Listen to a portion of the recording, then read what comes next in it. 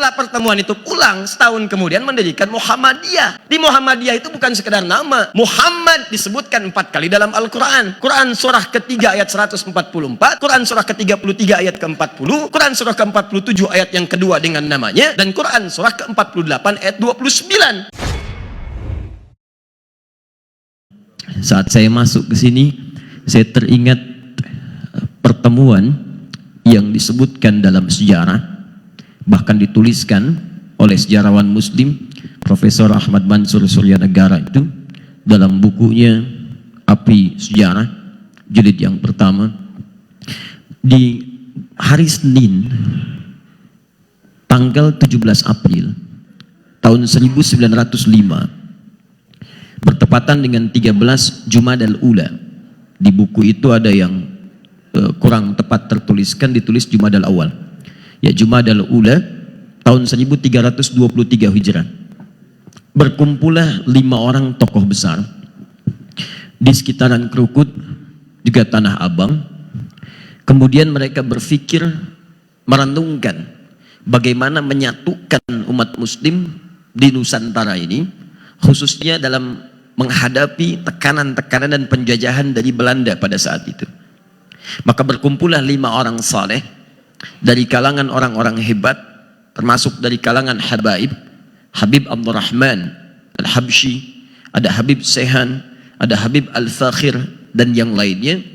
Maka mereka memikirkan pentingnya persatuan umat Islam juga dalam rangka mengalahkan penjajahan Belanda pada saat itu.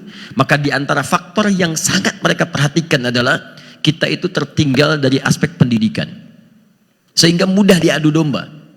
Ya, mudah kemudian untuk dipecah dan sebagainya. Maka sepakat didirikan kemudian satu ormas pertama di Nusantara ini, diberi nama dengan Jamiatul Khair. Hanya persoalannya, kalau dibuka lembaga konsen di bidang pendidikan, itu mesti ada pendidiknya. Dan ulama kita dulu itu betul-betul mengamalkan isi Al-Quran. Karena sifat seorang guru terbaik itu diisyaratkan dalam Al-Quran, itu bukan hanya pintar, tapi bagaimana kepintarannya itu bisa mendekatkan diri kepada Allah Subhanahu wa Ta'ala. Orang tua kita yang 5 orang itu kemudian berkumpul mencari guru terbaik, ditunjuklah sosok yang paling sesuai pada saat itu, namanya Syekh Ahmad Surkati. Ya, ini berasal dari Sudan yang sedang menimba ilmu di Mekah pada saat itu. Ahmad ini menunjuk pada sifat kedekatannya dengan Allah. Disebutkan sekali dalam Al-Quran di surah ke-61 ayat yang ke-6.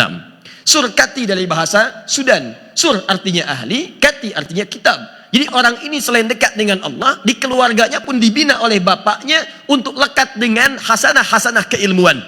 Kitabnya banyak, kajiannya luar biasa, sampai dikirim ke Mekah untuk belajar. Itu yang paling populer pada saat itu. Ingin diundang ke Nusantara, tapi tidak bisa datang seketika.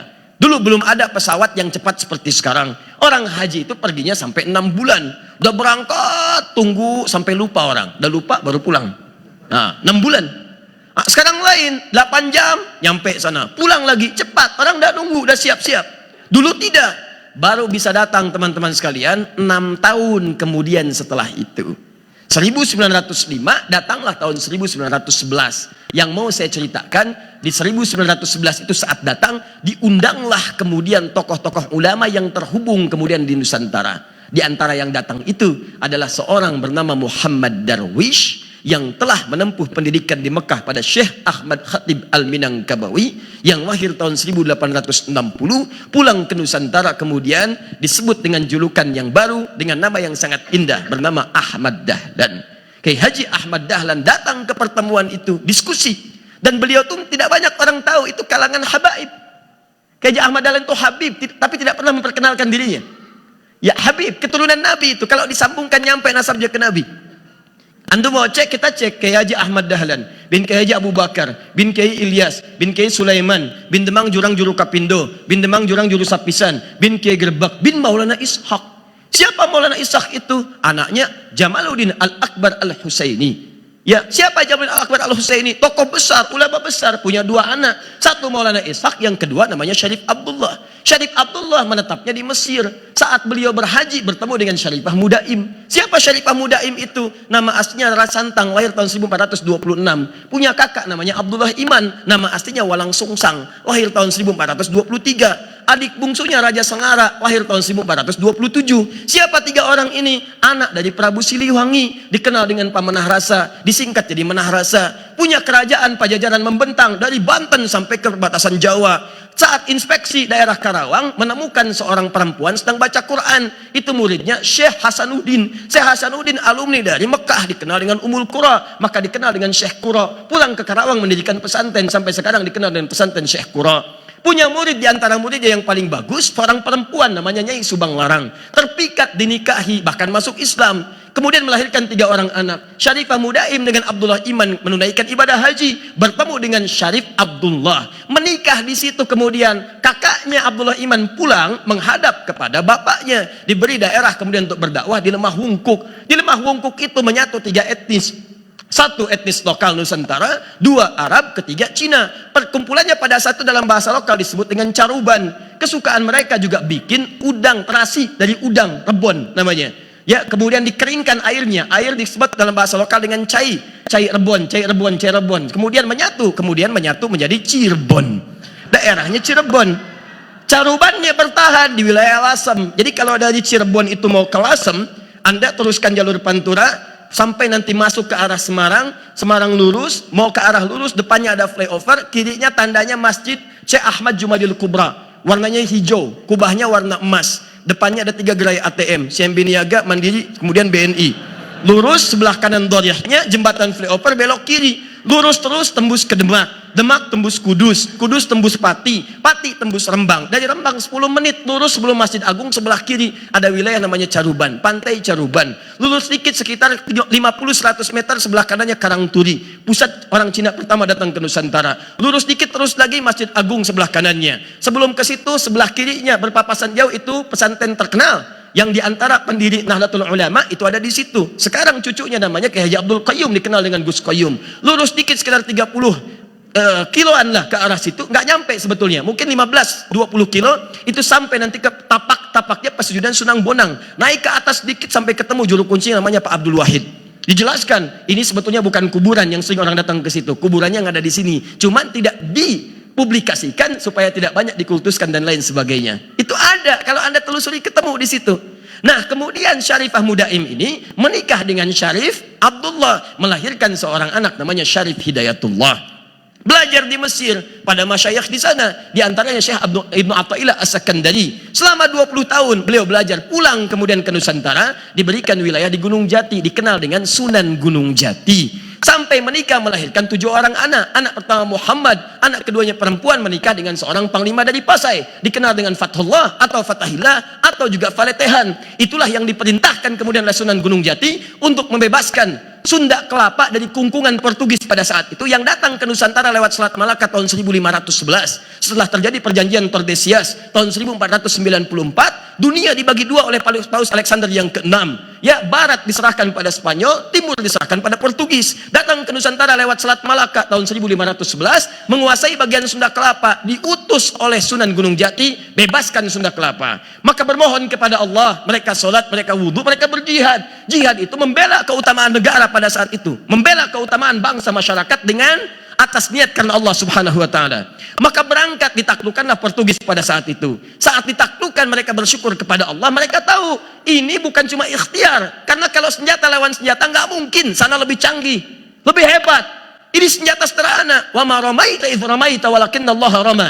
Allah yang bantu. Maka mereka kemudian teringat dengan ayat Al-Quran, ini fathun, pembukaan dari Allah, bukan sekedar berjuang. Maka disebutkanlah kemudian nama kota itu dengan nama pertama di surah ke-48 ayat yang pertama, inna fatahna laka fatham mubina. Maka diganti nama Sunda Kelapa menjadi Fatham Mubina. Dalam bahasa lokal disebut dengan Jayakarta, disingkat dengan Jakarta. Peristiwa itu terjadi pada tanggal 10 Ramadan, hari Jumat tahun 933 Hijrah, bertepatan teman-teman dengan 22 Juni tahun 1527. Sampai sekarang ulang tahun Jakarta miladnya 22 Juni. Sampai sekarang. Apa hubungan dengan Kiai Ahmad Dahlan? Itu saudara Syarif Abdullah itu saudaranya Maulana Ishaq. Maulana Ishaq tadi dari Jamaluddin Al-Akbar Al-Husaini, keturunan dari Ali Zainal Al-Kabir. Zainal Al-Kabir keturunan dari Ali Zainal Abidin, keturunan dari Al-Husain radhiyallahu taala anhu, adiknya Al-Hasan radhiyallahu taala anhu. Dua-duanya anaknya Sayyidina Ali bin Abi Thalib radhiyallahu taala anhu, suaminya Fatimah Az-Zahra radhiyallahu taala anha. binti Muhammadin Rasulullah sallallahu alaihi wasallam bin Abdullah bin Abdul Muttalib bin Hashim bin Abdul Manaf bin Qusay bin Murrah bin Kilab bin Ka'ab bin Ghalib bin Fihr bin Malik bin Nadar bin Kinana bin Khuzaibah bin Mudrikah bin Ilyas bin Nizar bin Mudar bin Ma'ad bin Adnan bin Addi bin Adri bin Muqawwam bin Nahur bin Tarikh bin Ya'rub bin Yasjub bin Nabit bin Ismail alaihissalam bin Ibrahim alaihissalam bin Azar atau bin Nahur bin Abir bin Kinan bin Arfakhshad bin Sam bin Nuh alaihissalam bin Mihlail Matushala bin Kinan bin Anwas bin Tis bin Adam alaihissalam. Oke, Haji Ahmad Dahlan itu nasabnya nyampe ke Nabi Adam. Ayo ulangi, mana ketua PDM? Oh. Makanya setelah pertemuan itu pulang, setahun kemudian mendirikan Muhammadiyah dengan nama datuknya. Tapi diberikan ya nisbah dengan tak menunjuk pada sifat. Di Muhammadiyah itu bukan sekedar nama. Muhammad disebutkan 4 kali dalam Al-Quran. Quran surah ketiga ayat 144, Quran surah ke-33 ayat ke-40, Quran surah ke-47 ayat yang kedua dengan namanya, dan Quran surah ke-48 ayat 29. Muhammad itu bentuk mubalaghah dari kata Mahmud, yang punya nilai sosial yang tinggi. Kalau dirubah jadi sifat mubalaghah superlatif, maka berubah jadi Muhammad, sifat Nabi yang punya nilai sosial dengan lingkungan yang tinggi. Hablum minan nas, hablum minallahnya disebut dengan Ahmad, sifat mubalaghah dari kata Hamid. Nah, sifat itulah kemudian yang dihadirkan. Ya-nya nisbah, taknya sifat. Di ketika beliau mendirikan Muhammadiyah 18 November itu, tahun 1112 itu, bertepatan dengan bulan Dzulhijjah itu, beliau mencantumkan Muhammadiyah bukan sekedar nama. Diharapkan semua yang ikut persyarikatan ini, nanti ke depannya bisa ya ikut Muhammad kepada sifat-sifat Nabi Muhammad SAW. Kalau ada anggota di persyarikatan Muhammadiyah, sifatnya jauh dari tuntunan Nabi, maaf, kurang bagus akhlaknya, kurang bagus perilakunya, kurang bagus pendekatannya, kurang dekat dengan Allah, maka dia harus dipertanyakan dengan kemuhammadiyahannya. Karena bukan sekedar organisasi. Ketika disebutkan namanya, ada sifat-sifat yang harus diteladani. Itu ketika didirikan demikian. Makanya beliau lebih konsen pada urusan sosial. Dalam hal ini bangun kemudian rumah sakit setelahnya. Begitu menerangkan Al-Ma'un sebelumnya, mengeluarkan sifat sosialnya, praktekkan langsung. Ini hartanya, ini kumpulkan, ini bagikan. Kemudian hari kelak jadi rumah sakit, jadi panti, jadi macam-macam dan sebagainya. Itulah tafsiran terbaiknya. Saya ingin katakan, pertemuan itu sampai berdirinya Muhammadiyah, itu hadir dengan kalangan-kalangan yang lainnya, para ulama dan sebagainya. Dan cita-cita terbaiknya, bagaimana membuat bangsa ini diantaranya memiliki nilai yang berkemajuan. Dengan spirit ta'awun satu dengan yang lainnya. Itulah yang kita tuangkan dalam tema kesempatan kali ini. Selesailah materi kita dan kita cukupkan sampai pertemuan hari ini. Paham insya Allah? Nah, maksud saya sangat bahagia saat masuk ruangan ini. Ternyata di antara cita-cita itu sudah terwujud di antaranya sekitaran tempat ini. Tapi ingat, Muhammadiyah itu bukan didirikan oleh Kiai Haji Ahmad Dahlan untuk bersikap eksklusif ke dalam. Tapi ketika didirikan oleh beliau, didik semuanya, memiliki cita-cita yang tinggi, bangun ukurannya dengan sinergi dalam kebaikan, kuatkan hubungan internal, tapi berikan sumbangsi yang terbaik dan menyatu dengan yang lainnya dalam nilai-nilai yang telah digariskan pada awalnya. Siap insya Allah?